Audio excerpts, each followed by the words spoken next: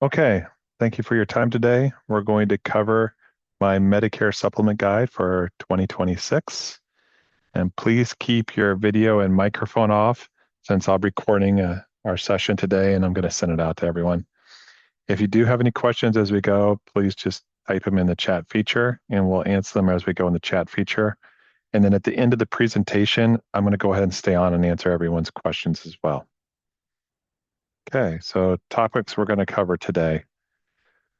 First, I'd like to go through just a quick review of what original Medicare coverage is, and then I'm going to discuss how Medigaps are just secondary coverage for original Medicare.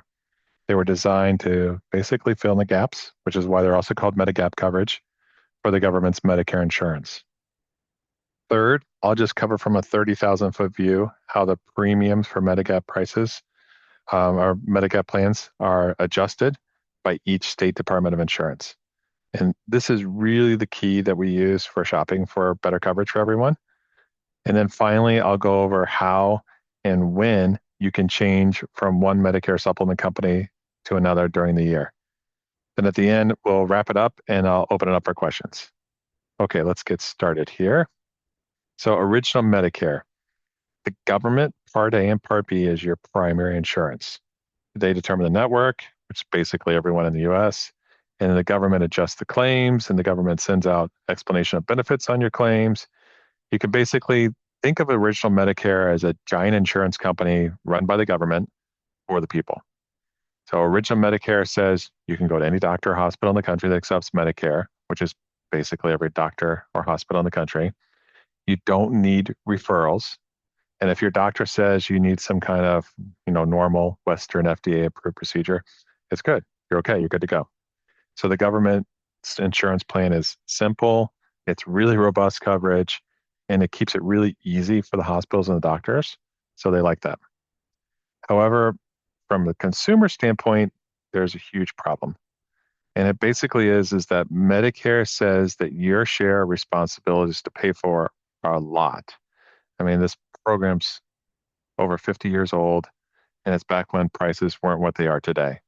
So on Part A, there is a per hospital deductible, almost $1,700, which is too much because you can have multiple hospital deductibles per year. After that deductible, the government pays 80% of the claims, and then you're always left with 20%. And 20% of an unlimited number for the hospital bills that people are seeing nowadays is too much. So that's why you have Medicare supplements or Medigap plans. On Part B, there's a small calendar year deductible. But again, after you meet that deductible, there's unlimited 20% coinsurance. So again, the Medicare supplement comes in and it picks up that 20% coinsurance. So the Medigap plans or Medicare supplements were designed, they were standardized by the government to come in and fill in the gaps in coverage. So if you look at one Plan G from one company, it's going to be exactly the same as a Plan G from the other company because by law, the government is your primary insurance, original Medicare, and that these supplements are just secondary to help pay for some of these big glaring gaps in the government's coverage. And thankfully, there are a ton of insurance companies that compete for your business and sell these plans. So we have lots of options when we shop for plans. So choosing a Medigap policy. This is a publication which I'd be happy to email the link to anyone or just send you a copy. It's by the government. It's basically their 48-page document on how do you buy a Medigap plan or a Medicare supplement and what are Medicare supplements.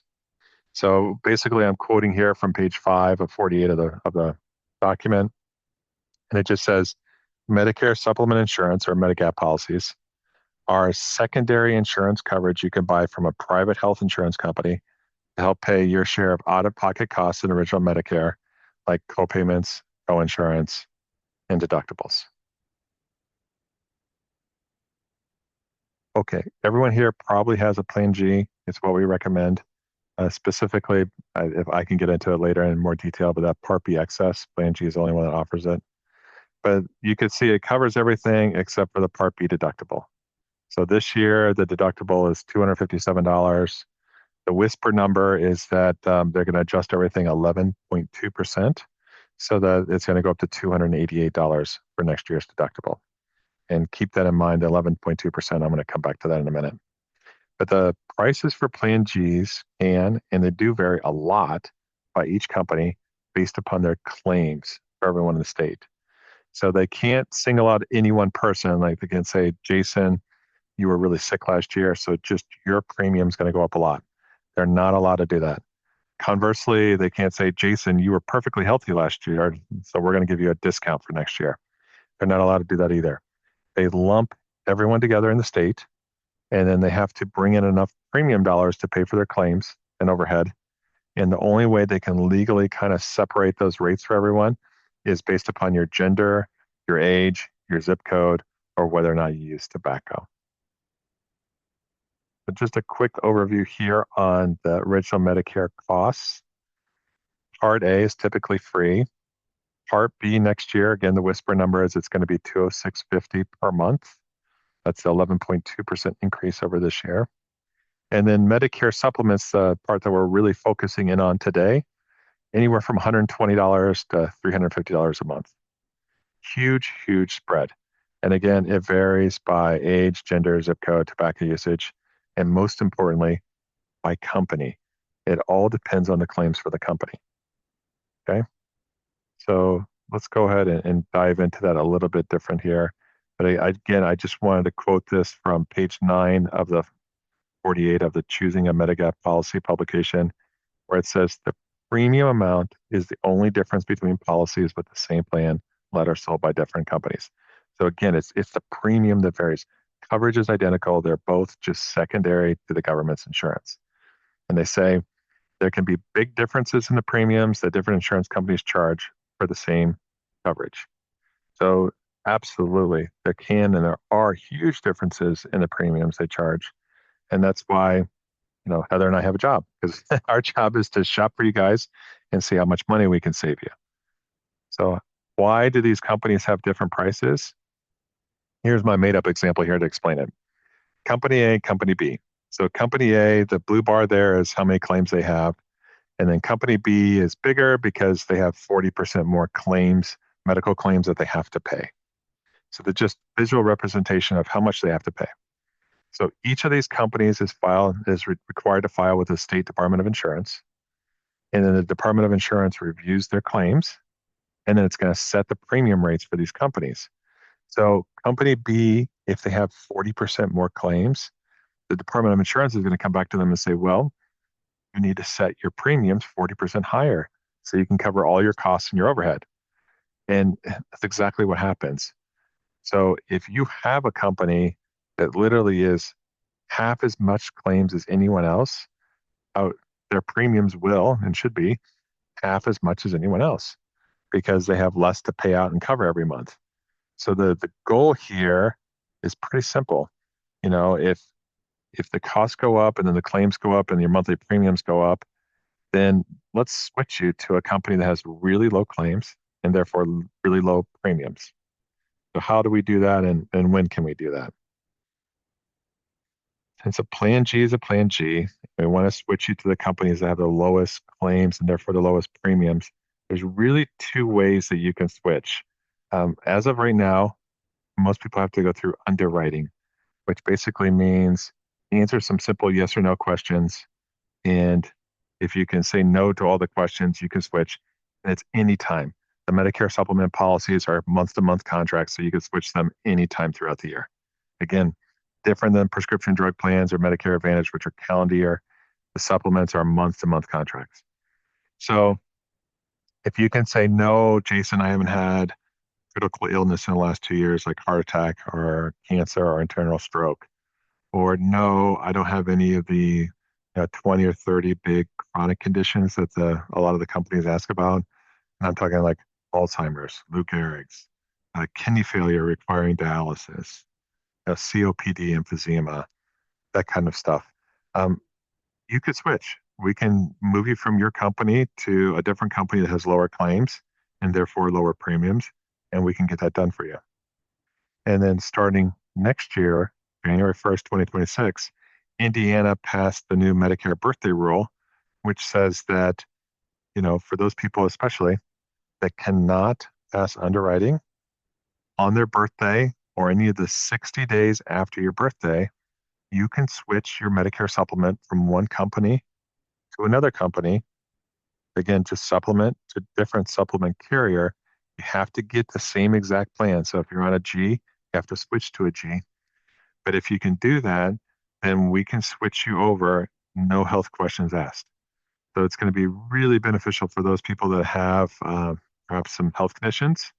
They're going to be able to switch and get into cheaper companies and cheaper premiums. If you can go through underwriting, we are definitely advising that people do that right now. Do not wait for the birthday roll. Let's do it now and start saving you money right away.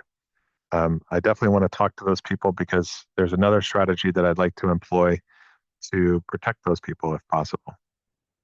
Okay, so on the birthday rule, how is that going to affect everyone? Well, we mentioned that it's going to help those people that can't pass underwriting questions move. But what we haven't really talked about is how is it going to affect everyone else that they're moving into? And what I mean by that is, let's say you have a company with really low claims, and all of a sudden they get flooded by a bunch of people that couldn't have moved their policy because they have health conditions and lots of health claims. And now, because of the birthday rule, they're all going to jump into this really cheap, low premium group.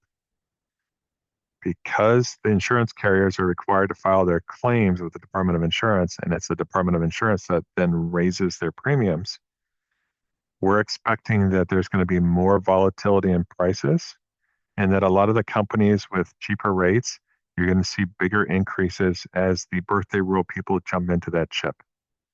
Okay. So what does that mean for you? It just means that we need to be a little bit more vigilant, a little bit more proactive, and please allow us to switch your coverage from carrier to carrier a little bit more often and chase cheaper dollars for you.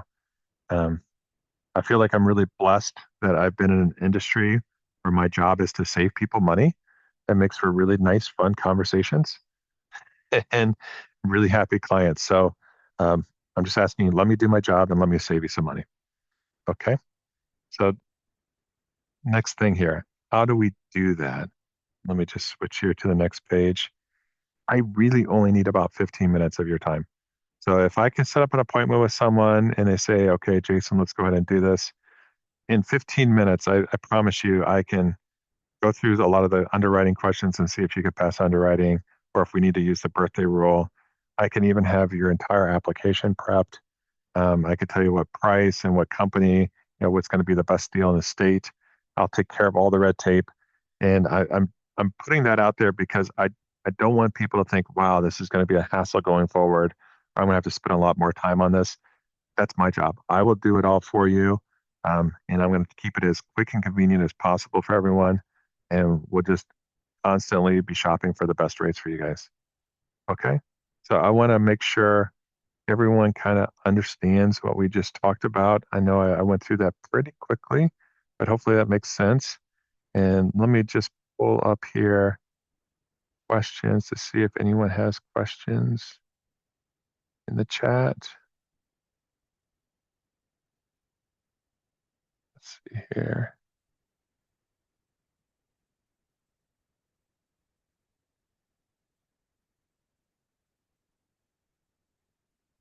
There we go. I'm just opening up the chat. Okay. When and how can we request a supplement review? Please, Heather is doing all the prescription drug plan reviews. She's also going to be doing the Medicare Advantage reviews. So please send all the Medicare supplement reviews to me. My email is jason@keystomedicare.com. Or there we go, jason@keystomedicare.com. Or you can text me. That's probably the easiest way. 317-558-9888. Again, 317-558-9888. And I'll be happy to do the supplement reviews for you. And then will we know the rates for next year's supplements during AEP? The Medicare supplement rates are not fixed for the year. So they do float, meaning that if a company has a lot of health claims and they file with the Department of Insurance, the Department of Insurance might have them change their rates mid-year. Okay, so that's something that's kind of always in flux. Unlike the prescription drug plans where we know what the rates are and the premiums are going to be next year, the supplements we don't. It can change anytime. Um, just a side note though, they typically don't raise your rates until your policy renews. So if you started with a company in February, you might get a renewal notice that next February your rate's going to jump to this. Or if you start in June, exactly June is when you get your renewal notice. But during the year, they don't fix the rates, they do float. Let's see. So the birthday rule has no underwriting. Yes. So there are, I think, 12 states in the country now that use this birthday rule. And it basically states that on your birthday or any of the 60 days after your birthday, you're allowed to switch to a different insurance carrier with no underwriting questions to get the exact same coverage.